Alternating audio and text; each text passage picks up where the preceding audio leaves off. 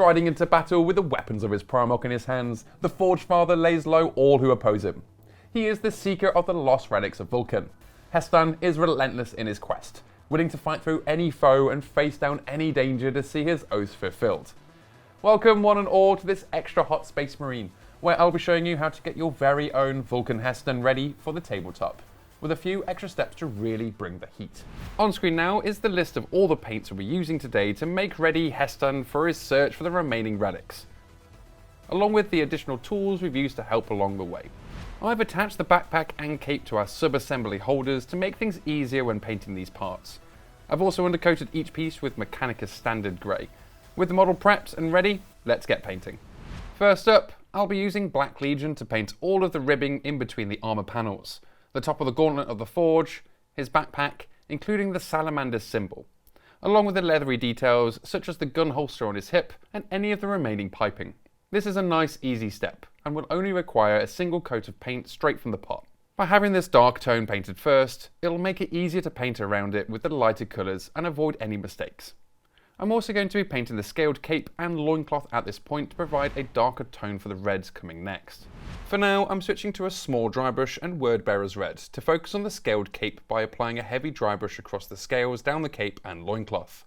I also want the symbol on the backpack to have a reddish hue across the top, so I'll lightly add a few passes to each side near the top to get a nice fade towards the bottom. Dry brushing is a great technique to quickly add some tonal variation onto your miniatures. And if you want to find out more, we have a video that goes into more depth on our YouTube channel. Plus, dry brushing this area before any of the other colours also lets us be a little bit messy here, as we'll be painting over it soon enough. And in no time at all, the scales are painted and ready to go.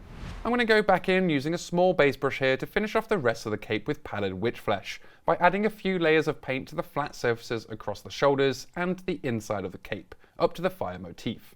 Speaking of fire, I'm going to add this to all the flames across the model and the tip of the Spear of Vulcan. This will help prep the area for the contrast paints we'll be using later on. Lastly, I'll paint the remaining Salamander symbols and any of the parchment found on Heston. And with that, it's time to paint the armour. For this, I'm applying the bright Moot Green. This colour is pretty bright for Salamanders, but I've chosen this to apply first to tone down later on. To be neat at this point, I'm making sure to twist the brush on a palette to get a nice sharp point. This will help to push the paint around the previously painted details, and avoid getting anything on the other colours. Mistakes do happen, and these can easily be tidied up with the previous colours, leaving us with a fantastic base to work with for our next paint. To tone down the greens, I'll mix up 2 parts contrast medium with 1 part warp lightning to create a transparent mixture that will be applied all over. Thinning contrast paints down and applying them over pre-existing colours will help a lot with the saturation of those tones, while also adding the shadows. On top of that, it also helps reduce the risk of any major dark spots appearing on the flat armour panels. You can leave things here after that first coat and move on to the next step. But to take things further, I'm going to add even more tonal variation with this thinned paint mix. I'll start by dampening the area I plan to paint, specifically his leg for this bit. Next, I'll load my brush up with the mixture and remove any excess paint on a palette before getting started. I want a darker tone to build up towards the bottom, so I'll begin by applying a layer of this mix halfway down the leg, allowing it to blend slightly with the damp surface. While the leg dries, I'll then move around the model doing the same thing until Heston's armour is fully painted. Once this first layer is dry, I'll repeat the same process 2 to 3 times, with each layer progressively getting more towards the bottom, or until I'm satisfied with how dark the green appears. Applying these layers on top of one another creates a rich green tone with plenty of variation. And with the green chapter colours in place, I'll now move on to painting the metals. I'm starting things off with Runelord Brass for all of the trim on the armour, being as neat as possible to avoid getting any on the green. I find using the side of a brush and gently gliding the bristles across the raised surface will pick out these details with minimal effort. With the trim complete, I'll base coat all the skulls, the flamer muzzle, gas canister, a few details on the spear and helmet, along with the flame motif on the inside of the cape. To finish off the metallics, I'm going to use Leadbelcher to wrap up the base coats on the spear shaft and backpack. I'll also sharpen the tip of my brush and add a little bit of this into the face grill on his relic helmet. This is a good time to go back over and neaten up any areas that may have had some mistakes happen to them before moving on. And with the final brushstroke, we can say Heston is fully base coated and ready for some shading. Then the majority of the shading will now be done with Targ or Raid Shade. I'll use a small base brush here to be more precise when painting around the gold trim and silver metallics. Whereas for the cape, I'll be using a medium shade brush to apply this to the red scales, getting this larger area painted easily. While that dries, I'll make a mix of 2 parts Lahmian Medium to 1 part Targar Raid Shade for a lighter tone to go all over the details on the inside of the cloak and salamander symbols that have been painted with Pallid Witch Flesh. Then, if you want parts to be darker, wait for these to dry and apply a second coat where needed, like I'm doing here with the Purity Seal parchment and the claw and tooth trophies on the back of the cloak. I'll do one last tidy up with Pallid Witch Flesh on all the flames, and even paint the lenses in the helmet now the green armour around it is finished up in preparation for the next paint, Imperial Fist. This bright yellow is going to be perfect for all the flames surrounding the Forge Father and the tip of the spear in one quick coat of paint. I'll even add a controlled amount of this paint into the lenses to wrap things up. Now you can leave Vulcan Hestan here and get him based up for the gaming table, but with a few extra paints we can take him to another level. Let's start this off by dry brushing the scaled cape with Pink Horror. Being gentle here will help you pick out the raised edges and avoid getting any on the other areas.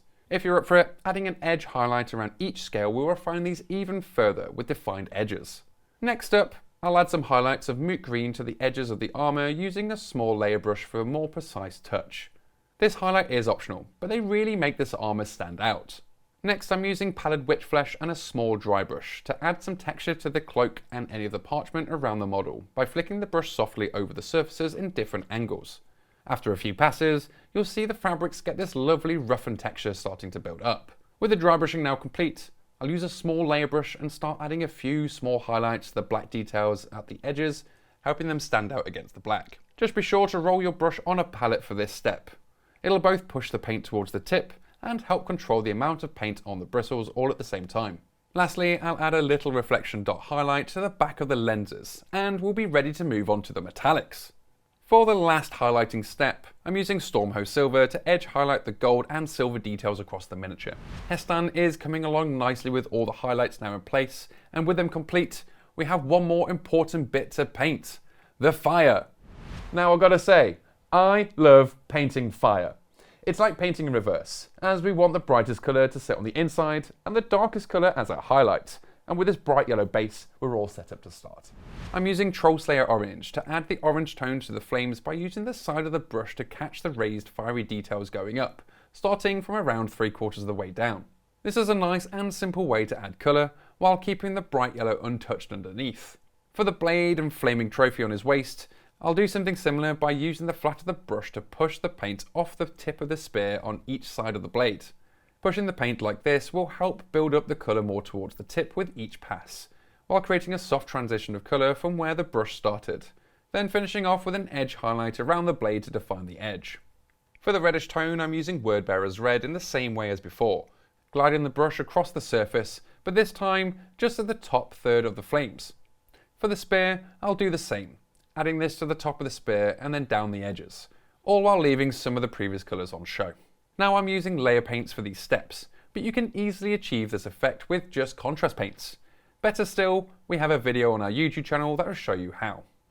To complete the transition from light to dark, I'll use Black Legion to paint the darkest tone right on the tips of each flame and along some of the raised edges. For the spear, a simple edge highlight will do wonders at framing the blade. The very last step is to neaten up the salamander symbol on the blade with the same colour. Now the blade is complete, we can call him ready to hunt out some relics. This model is packed full of heat and has been a joy to paint and show you how to get him ready to scorch his foes standing in his way. For more painting videos, head on over to our YouTube channel. Or if you need more hands-on help, you can pop into one of our Warhammer stores where our friendly staff will be more than happy to help. Thanks for watching, ciao for now, and I'll see you in the next one.